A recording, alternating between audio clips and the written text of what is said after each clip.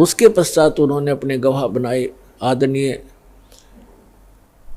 स्वामी रामानंद जी काशी वाले। उनको सचखंड लेकर गए।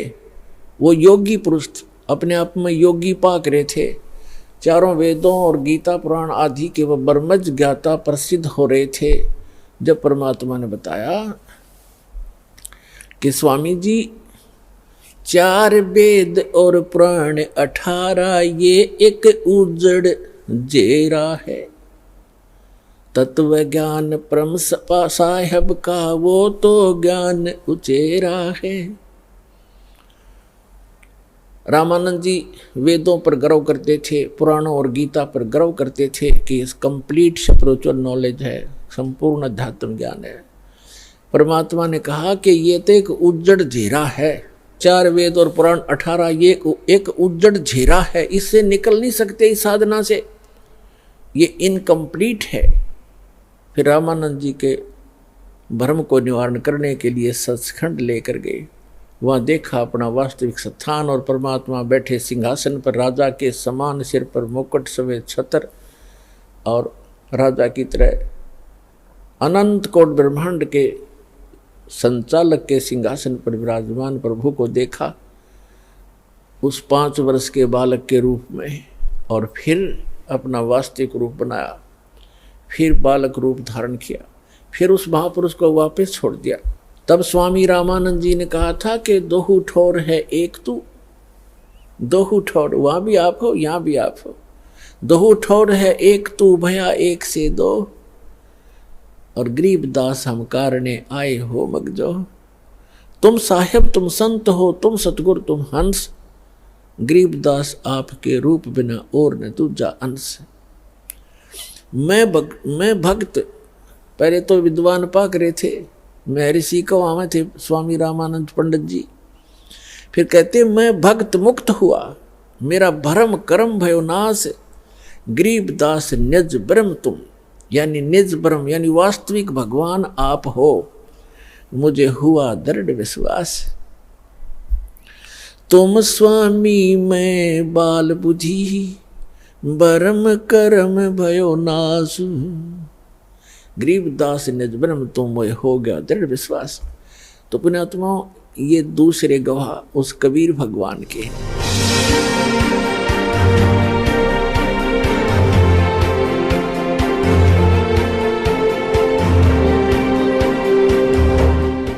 आदरणीय मुल्कदास साहिब जी को परमात्मा मिले, कहते 100 छल छिद्र मैं करूं अपने जन के काज, और अरण्यकशपु जो मार जो मैं नरसिंह धर लूं साज।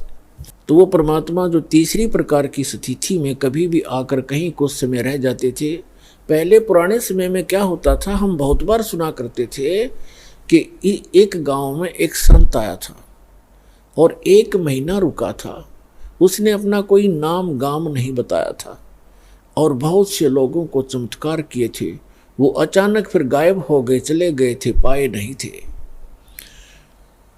तो ऐसे वो परमात्मा आए हुए थे और मलुक राम नाम था उनका, चौधरी मलुक राम अरोड़ा। एक अच्छे किसान थे, बड़े खेतीहर थे, वो अरोड़ा जाति में थे और गांव के नंबरदार थे। गांव में उनकी बहुत अच्छी खासी जो महिमा थी। अब तो परमात्मा ने ऐसा ज्ञान दे दिया बच्चों, बालक भी समझ सकते हैं, कबीर इज गॉड, ऐसे प्रमाण दास आपको दे देगा। तो इस समय के लिए वो प्रमाण बनाने थे परमात्मा ने, उन बच्चों को अपने को शरण में भी लेना था, उनका भी जन्म मरण का दीर्घ रोग मिटाना था। तो मुल्कदास जी को सचखंड लेकर गए, फिर उनको वापस छोड़ा। उसके बाद मुल्कदास जी कहते हैं, जपोरे मन साहेब नाम कबीर, जपोरे मन परमेश्वर नाम कबीर। एक समय गुरु बंसी बजाई कालंदरी के तीर, एक समय गुरु बंसी बजाई कालंदरी के तीर। सुर नर मुनि जन थकत बहे वहाँ रुक गया दरिया नीर। जपरे मन परमेश्वर नाम कबीर। दोहु दीन का झगड़ा छिड़ गया तिनक न धरते धीर। दोनों दीन का झगड़ा छिड़ गया कोई न धरता धीर। कोई गड्ढे कोई अग्न जलावे ढूंढा ना पायो शरीर। जपोरे मन परमेश्वर नाम कबीर। अमरलोक से सतगुरु आए काटन यमक जंजीर। अमरलोक से सतगुरु आए काटन काल की जंजीर। दास मलूक सलूक कहत है खोजो खसम कबीर। जपरे मन परमेश्वर नाम कबीर। जपोरे मन साहेब नाम कबीर। अमलुकदास जी फिर ये कहते हैं कि जपोरे मन, उस परमेश्वर नाम कबीर का नाम जपो, उस परमात्मा ने जो मंत्र दिया उसका जाप करो। एक समय गुरु बंसी बजाई कालंदरी के तीर। कालंदरी कहते हैं यमुना को। एक समय परमात्मा मथुरा में गए। धर्मदास जी ने कहा भगवान, वो श्री कृष्ण जी के पुजारी थे। धर्मदास जी ने कहा भगवान, श्री कृष्ण भगवान थे, यहाँ गव्वें चराया करते थे और ऐसे ऐसे बहुत सी, और जमुना के अंदर नहाया करते थे। वो ऐसी बंसुरी बजाते थे गव्वे भी खींची आ जाती थी। ग्वाल बाल भी उनके मुख की तरफ देखते रह जाते थे। तो परमात्मा ने कहा ठीक है बच्चा, क्या बंसुरी बजाने से और गव्वे और ग्वाल बालों के खींचे आने से ही भगवान सिद्ध होता है? नहीं, वो तो भगवान थे, वो तो भगवान थे, लाला जी था ना। अब परमात्मा ने सोचा भी इस बोले भगत को कैसे समझाऊं, कौन से तरीके अपनाऊं, क्योंकि प्रमाण बिना जीव बहुत देर से मानता है। तो परमात्मा ने कहा भी, वो जमुना कहा कि जी इधर थोड़ी सी दूरी पर है, वहां चलते हैं। अब परमात्मा ने ऐसे हाथ किया, एक बंसुरी आ गई अपने आप, ये बंसुरी बजाते हैं। और परमात्मा ने जब सुर भरा बंसुरी का, पूरे ब्रह्मांडों में गूंज गई। ऊपर से देवता लोग आकर भी चारों तरफ आकाश में सामने सुनने के लिए अपने अपने वाहनों पर खड़े हो गए। धर्मदास जी देखने लगे कि स्वप्न है या क्या है। फिर क्या देखते हैं कि जमुना नदी का जो जल बह रहा था प्रवाह, वो भी रुक गया उस मालिक की, उस बंसुरी की धुन सुनने के लिए। धर्मदास हक्का बक्का रह गया और चरणों में गिर गया। तो पुण्यात्मा मुल्कदास जी उस चीज का वर्णन करते हैं। एक समय गुरु बंसी बजाई कालंदरी के तीर। सुर नर मुनि जन थकत बहे वो रुक गया दरिया नीर। जपरे मन समर्थ नाम कबीर। फिर बताते हैं कि दोनों दीन का झगड़ा छिड़ गया और तनिक न धरते धीर। कोई गाड्डे कोई अगन जलावे और ढूंढा ना पाया शरीर। परमात्मा सह शरीर आए थे, तो आपको बहुत बार दास ने प्रकरण सुनाए हैं, बताए हैं। अब वो गए कैसे थे यहाँ से? सह शरीर आते हैं, सह शरीर जाते हैं।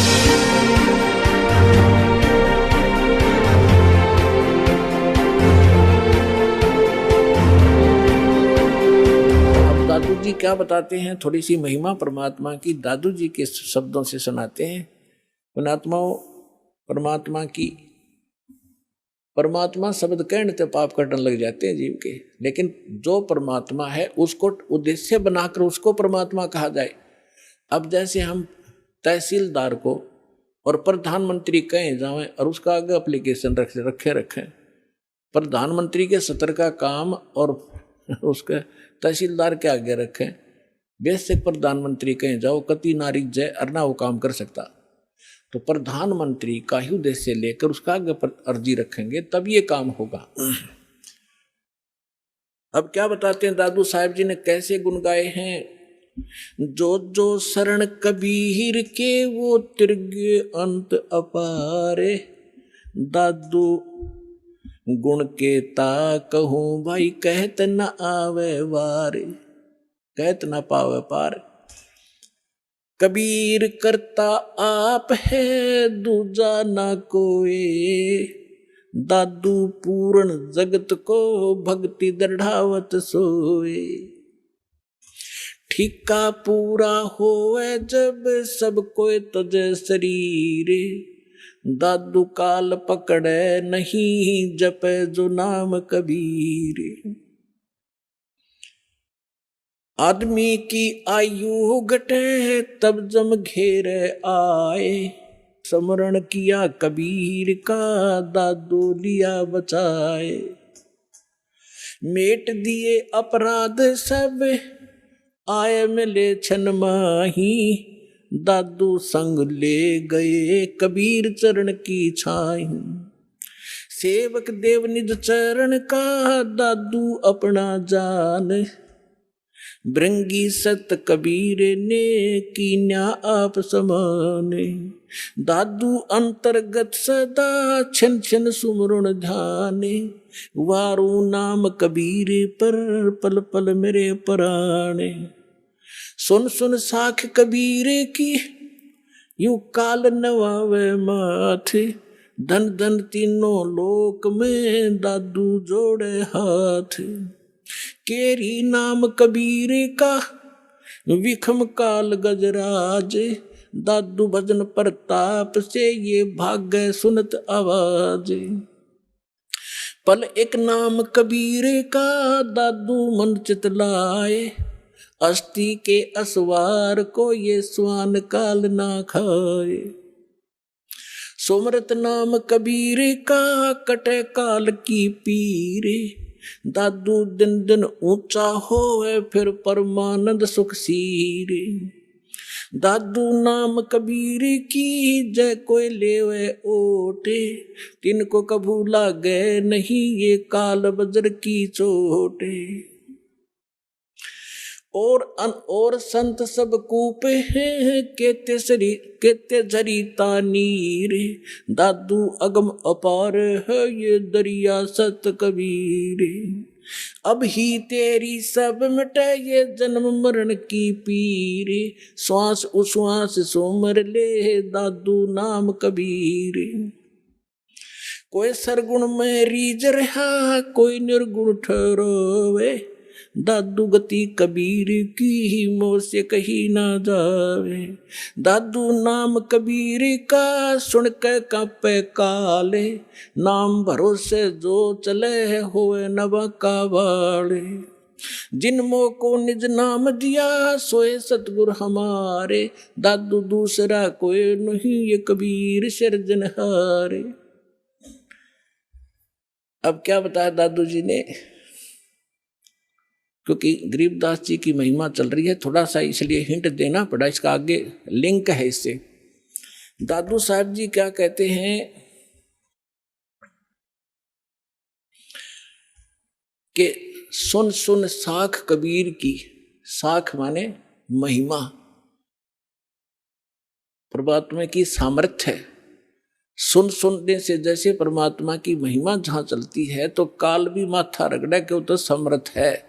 यो काल यहाँ का भगवान जो है, जो भगवान की महिमा कहीं होती है, सच्चाई उसकी सत्य महिमा सुनाई जाती है तो काल भी नाक रगड़े मत्था टेकता है कि हाँ भगवान तो समर्थ ही है, वो कबीर तो पूर्ण परमात्मा है। तो सुन सुन साख कबीर की, काल निवावे माथ झुकावे माथा, और धन हो तीनों लोक में दादू जोड़े हाथ। फिर देखो कैसी तुलना की है, केरी नाम कबीर का और विखम काल गजराज, दादू भजन प्रताप से यू भाग्य सुनत आवाज। अब 21 ब्रह्मांड का स्वामी है। श्रीमद् भगवत गीता अध्याय नंबर 15 के श्लोक नंबर 18 में गीता ज्ञानदाता ये ब्रह्म है, काल है। ये खुद कहता है कि मेरे अंतर्गत जितने भी प्राणी हैं उनसे मैं उत्तम हूं, श्रेष्ठ हूं, उनसे तगड़ा हूं मैं। इसलिए मैं लोक वेद के आधार से पुरुषोत्तम प्रसिद्ध हो रहा हूं मैं, क्योंकि जितने भी इसके अंतर्गत प्राणी हैं काल के, ये इन तगड़ा है। ये 1000 कला का, ब्रह्मा विष्णु महेश, ये विष्णु जी 16 कला के, और ये 4 भुजा का, वो 1000 भुजा का। यानी इनमें यहाँ के प्राणियों में ब्रह्मा विष्णु महेश हमसे सबसे तगड़े शक्तिशाली हैं, इनसे भी वो कई गुना शक्तिशाली है। तो ये कोई छोटी शक्ति नहीं है, कहने का भाव ये है।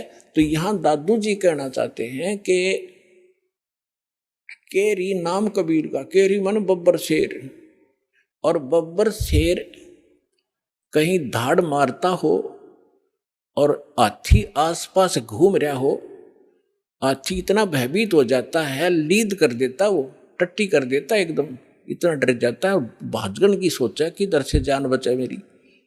तो यहाँ कहने का भाव यह है कि हाथी कोई छोटा प्राणी नहीं है, आम प्राणियों से तगड़ा है, लेकिन उस बब्बर शेर के सामने वो भी फेल है, उससे उसके सामने उसकी कोई अस्तित्व नहीं है। दादू साहब जी ये बताना चाहते हैं कि केरी नाम कबीर है, परमात्मा का जो सत्य मंत्र है, और कबीर साहब को ऐसा समझो जैसे बब्बर शेर हो, और ये काल भी छोटा नहीं है, विषम काल गजराज, गजराज माने हाथियों का राजा, हाथियों में भी तगड़ा हाथी समझ लो। लेकिन दादू भजन प्रताप से ये भाग्य सुनत आवाज, नाम का सिमरन सतनाम जो आपको दिया जाएगा, ये राम का नाम है। राम राम कोई मंत्र नहीं है, राम का नाम, यानी जिससे वो राम प्राप्त हो वो नाम, वो 2 अक्षर का है। सतनाम जिसमें को मंत्र है, एक आपको गुप्त है, वो तत्शब्द वो दिया जाता है। आगे क्या बताते हैं, पल एक नाम कबीर का, जो परमेश्वर कबीर जी ने जो सत साधना बताई है, वो एक पल भी अगर जिसने सत साधना से भक्ति कर रखी हो,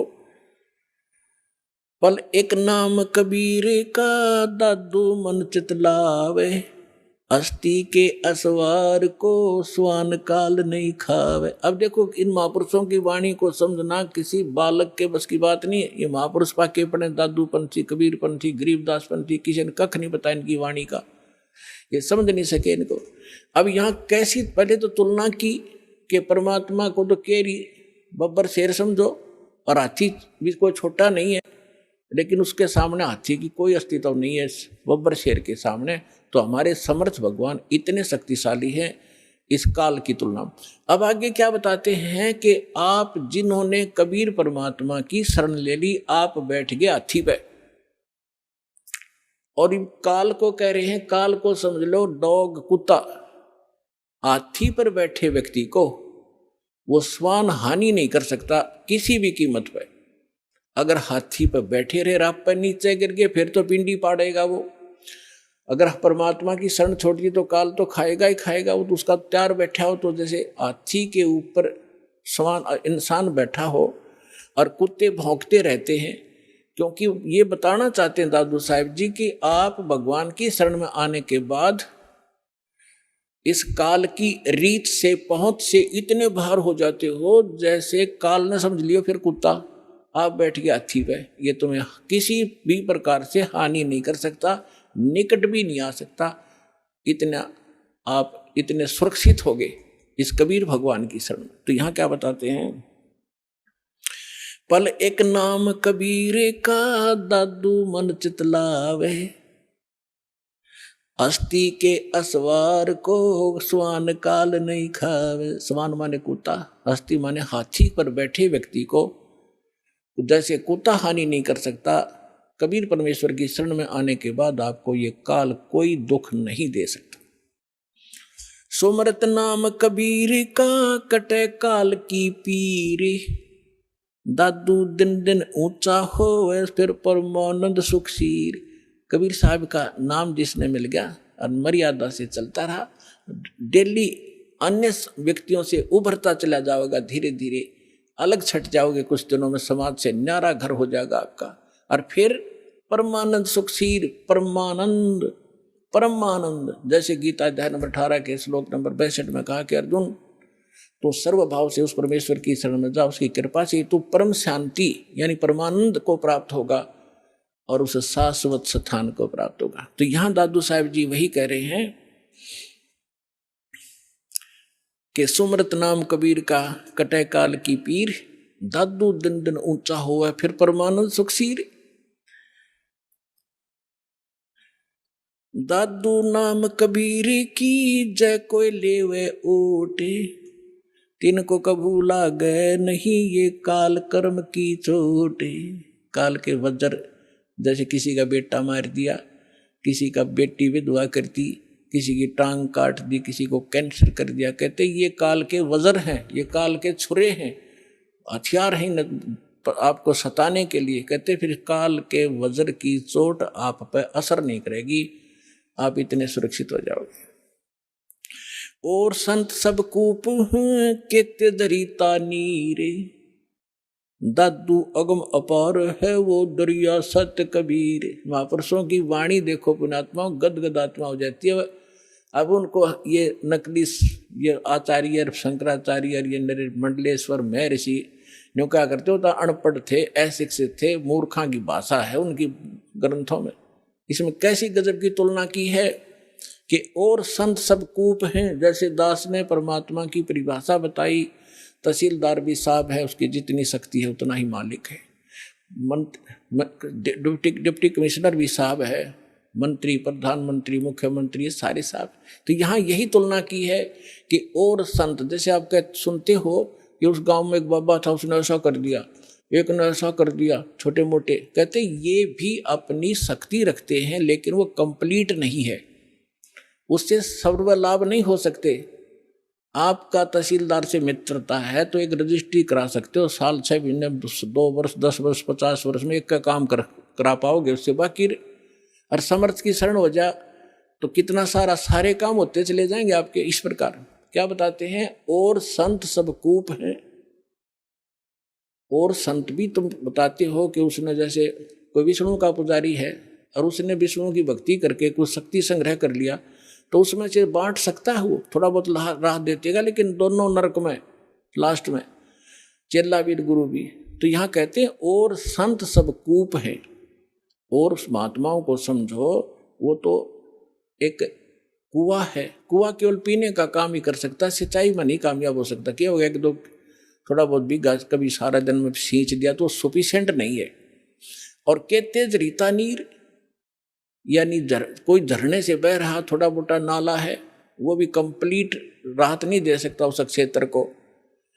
अब यहाँ बताना चाहते हैं दादू साहब जी कि दादू अगम अपार है वो दरिया सत कबीर। दरिया है नदी जिसके अंदर पानी का कोई था ही नहीं, उसमें कुएं भी बना लो, नाले भी निकाल लो, नहर भी निकाल लो, नहा भी लो, धो भी लो, सिंचाई भी कर लो, फिर भी फालतू पानी रहे। तो ऐसे समर्थता बताई है कबीर भगवान की, परमेश्वर की, आदरणीय दादू साहिब जी ने। और संत सब कूपे हैं केते झरीता नीर, दादू अगम अपारे है वो दरिया सत्य कबीर।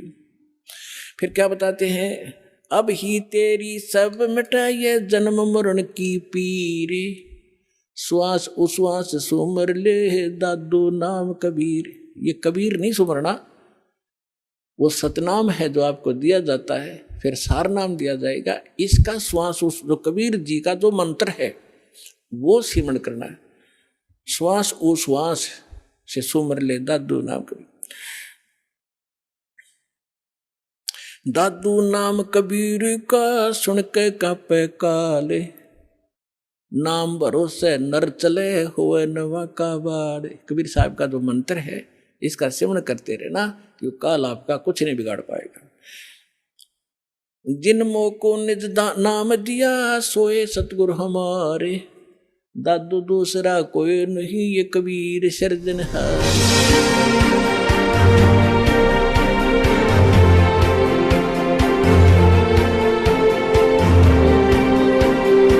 1997 में 5505 वर्ष बीत गया था कलयुग, और 1997 में दास को परमेश्वर मिले थे। उन्होंने कहा था कि अब ये समय आ गया है, डिस्क्लोज कर दे सार नाम और सतनाम का, डोंट वरी। बोलो सतगुरुदेव।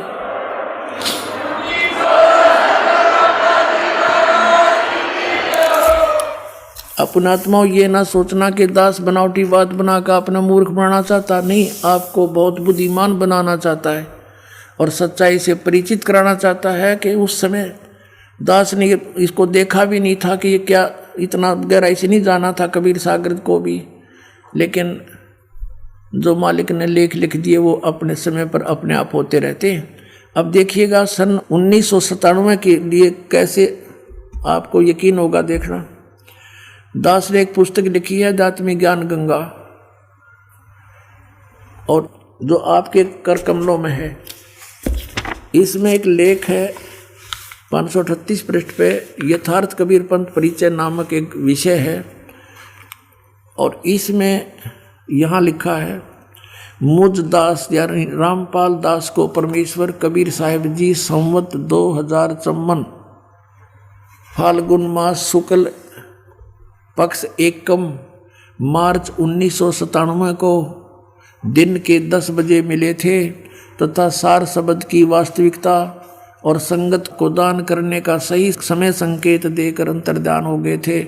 और इसको यानी मुझे परमात्मा मिले थे, इसको अगले आदेश तक, भाई जो गुरु बचन पे डट गे रकट गे फंद 84 के, भाई जो गुरु बचन पे डट गे रकट गे फंद 84 के, कट गे फंद 84 के, रकट गे फंद 84 के, भाई जो गुरु बचन पे डट गे रकट गे फंद 84 के।